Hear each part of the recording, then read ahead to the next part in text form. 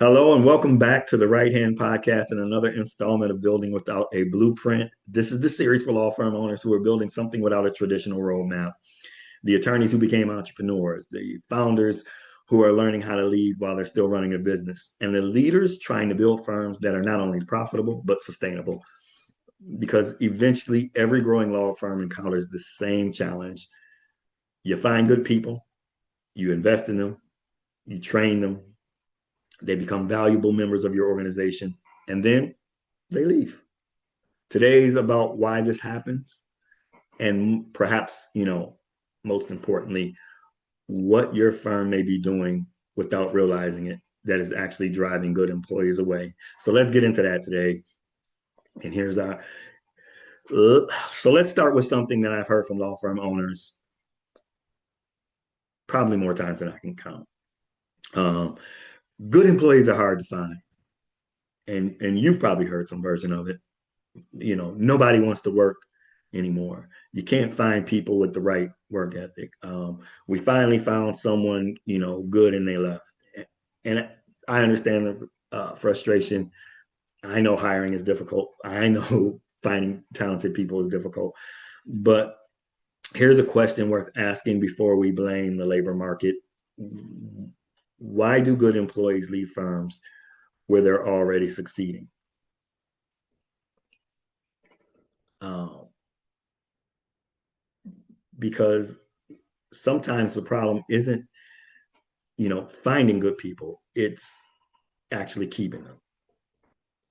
So, you know, most employees don't, good employees don't leave like all of a sudden. Most employees don't wake up one morning and just randomly decide, yeah, you know what? I think I'll quit today. Uh, so the decision for that usually in their mind starts a lot earlier. It begins with small frustrations, a lack of communication, a manager who doesn't listen, constant changes, no recognition, no growth opportunities laid out before them, unclear expectations. Maybe they feel undervalued or feeling like their effort doesn't matter, or problems stacking on each other. One problem becomes two, becomes four, two become five, whatever. Eventually, the employee starts thinking, maybe I'd be better off somewhere else. And by the time you, as the owner, receive the resignation letter, the decisions have been, those all of those thoughts have been developing over several months. And there's reasons. And the first reason why they leave, the lack of growth. And this is one of the biggest, reasons good people leave. They don't see the future. Um, and this is particularly important in growing firms. Someone joins as a legal assistant, and then they become excellent at their job. They take on additional responsibilities. They become the person everyone relies on. But then what happens? Nothing. Nothing happens. Eventually, they start looking elsewhere. They don't necessarily need a promotion every year, but what they need to know is that they're actually moving forward. And growth can mean, various things. Growth can mean, in a role can mean getting more responsibility, learning new skills, chances to leadership opportunities, specialization, maybe, training, mentorship, greater autonomy. So a career path doesn't have to mean, climbing that traditional corporate ladder from A to B to C to D. But there needs to be some kind of path laid out for that person and that role. Second reason is micromanagement. So good people don't usually need to be managed every minute. High performers, in fact, often become frustrated where they are. If if someone's capable of doing a job and you're constantly checking over their every decision, correcting every detail, if everything requires approval for every move, eventually they stop feeling trusted. And the irony in this is that you hired them because you needed help, but then you don't allow them to actually help. So, which is why they end up leaving. And the micromanagement usually starts with you, the owner. And this is common. in small firms. The owner, you have spent years doing everything. You know exactly how you want things done. So when someone else, does the work differently, it feels wrong to you. And not necessarily because it's wrong, it's just different. And there's a distinction in that. Just because they're doing something differently doesn't mean they're automatically doing it incorrect. And if you want people to take ownership, you have to give them the room to exercise their judgment. The third reason is unclear expectations. People leave because of uncertainty. They don't know what success looks like. Um, one week they're told, take more initiative. The next week they make a decision and they get criticized for stepping outside the role. They're told you're empowered to make more decisions, but every decision they make requires approval. They're told we value teamwork here at law firm ABC, but then nobody communicates with each other and everybody's in their own silo. And that creates frustration. People can handle high expectations. What they struggle with is unclear expectations. The fourth reason, and we've talked about this in the past, the founder is the bottleneck. The law firm owner is the bottleneck. And remember our earlier episodes, delegation and operations, they come back to play here. If every decision requires the owner's approval, your employees may feel like they're constantly, waiting. They can't move. They can't solve problems. They can't serve clients effectively as they like. And eventually, capable people start asking, why am I being held back? And that's a dangerous thought to creep in capable people's head, because your best employees are often the people who are most capable of leading. The fifth reason, I would say, the lack of recognition. People want to know that their work matters. Let's be honest. We all want to know that what we're doing, whatever it may be, from the teacher to the barber to the mechanic to the doctor to the attorney, we want to know that our work matters. And that doesn't mean you need to throw a party every time someone completes a task, but recognition matters, believe it or not. A simple, you handled that really well, a little pat on the back can go, it can go a long way. So can I noticed how you handled the client. I really liked it. Or you've really grown into this responsibility. And recognition isn't about flattery. It's about visibility. It's about people knowing that they're seen. People want to know that their contribution is being seen. I would say the sixth reason is compensation. And we'll be honest, compensation matters. Let's not pretend it doesn't. People need to be paid fairly. And your compensation structure will sift if it's significantly below market. Tripped up on that word, right? Significantly below market. No amount of pizza parties or motivation speeches will fix that. But an important point in this is compensation is only one part of retention. People don't necessarily leave because someone else offers them 5,000 more. Sometimes they leave because another firm will offer more flexibility, better leadership, more autonomy, a clearer career path, better communication, maybe more respect, maybe it's better opportunities along with that compensation. So you need to understand the entire employee experience. The seventh reason, and this is uncomfortable, and I say this a lot, people don't quit jobs, people quit people.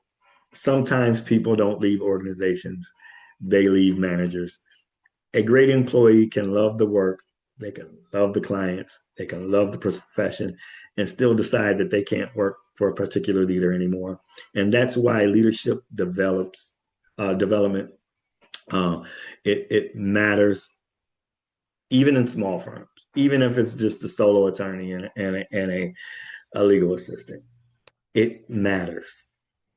Your best lawyer isn't automatically your best manager. And that's something that's often a mistake that people make in sales. They take the high performing salesman or salesperson, make them a manager, but they're not really good at managing. And so all the other salespeople end up leaving because they don't like working with this person as a manager. Your best paralegal isn't automatically your best supervisor. Management is a skill. Leadership is a skill, and those skills have to be developed. Um, I would say the eighth reason is burnout. It's workload, laws demanding.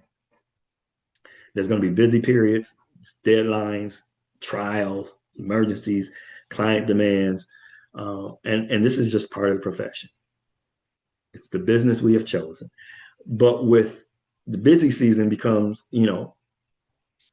when how would I say this?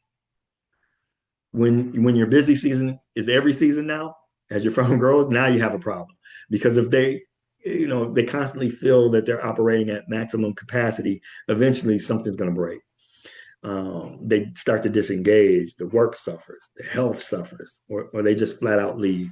And when your best people leave because they're burnt out, or replacing them, when they leave because they're burnt out, and you try to replace them, that doesn't solve the underlying problem, because now the new person who's coming into that role, you just put them in the same position, and then eventually they're going to burn out and leave as well. So there's a cost to all that, because you're constantly turning over, you're losing good people. And what turnover actually costs is you lose that institutional knowledge. You lose the client relationships though that administrator or that associate has built. You lose that productivity, especially if they're a good worker. Um, you spend time recruiting, because now you got to bring someone in. You spend time interviewing. You spend time onboarding again, back to onboarding for this role. Someone has to train a replacement. And what happens to the other employees that have to absorb the workload while you're looking for a new person? That has to cover that. And morale starts to decline. And suddenly, one resignation, what it does, it creates three additional problems. And that's why retention is an operational issue, and it's not just an HR issue. So there's a question that all law firm owners should ask. And instead of asking, why did they leave, ask, what was their experience working here? And that's a much more useful question. What was it like to work for you? What was it like to communicate with leadership? Did they understand their role? Did they feel trusted? Did they see a future? Did they feel appreciated? Did they have the resources to succeed? Those questions can reveal much more than an exit interview.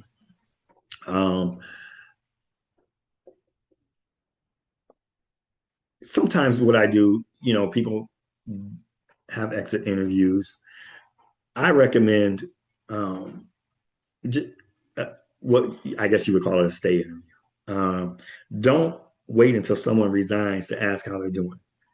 Talk to your good employees while they're still there. Talk to your bad employees while they're still there. What do you enjoy most about working here? Ask, what's frustrating you? What would make your job better? What would you like to learn? What would you like to be doing a year from now? And perhaps most importantly, what would cause you to consider leaving? And that question, I know it's uncomfortable, but I like to talk about making uncomfortable decisions, having uncomfortable conversations. You need to ask it anyway. Because the best time to fix retention is before someone leaves and not after. If someone tells you I need more responsibility, you have an opportunity. If someone says I don't feel like I have a future here, there's your opportunity to create that. If someone says I'm overwhelmed, there's your opportunity to help ease that. Don't wait until they're holding a resignation letter to try to say, hey, wait, but let's change things. Um, Retention begins with leadership, and whether you like it or not, you're the owner of the firm. Everything, the buck stops with you. Everything comes back to your leadership, and people want to work somewhere where they understand where the firm is going, what their role is, why their work matters. How can they grow, what success looks like, and they want leaders who trust them enough to contribute. And that's not a complicated thing. But what it does, it requires you to be intentional. So here's a challenge for you. Choose one of your strongest employees, sit down with them, ask, what is one thing we could do better as a firm that would make your experience here better? Um, like, what can we do? What do you think we can do to make things better for you? And then just listen. Don't get defensive. Don't try to explain away while they're giving you this information. Don't immediately tell them, why something can't change. Just listen, take it in. You may learn something that you didn't know. And you may discover an issue that's affecting more people than you realize. So, to wrap this up, why do good employees leave? Sometimes it's money, sometimes it's workload, sometimes it's opportunity, but very often it's the accumulation of small experiences that tell someone, I don't see my future here.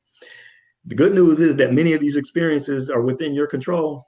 You can create clearer roles, you can create better communication, more trust, more development, stronger managers, better systems, and you can create a culture where people know that their work matters. Uh, because the goal isn't to simply hire good people, it's to build a firm where good people want to actually stay. Thank you again for joining me in another episode of Building Without a Blueprint. Until next time, keep building intentionally, keep listening to your people, and remember, your employees don't just work in your firm, they experience your leadership, and that experience may be one of the most important things you will build as a law firm owner. Thank you again for listening to the Right Hand Podcast. Talk to you soon. Bye.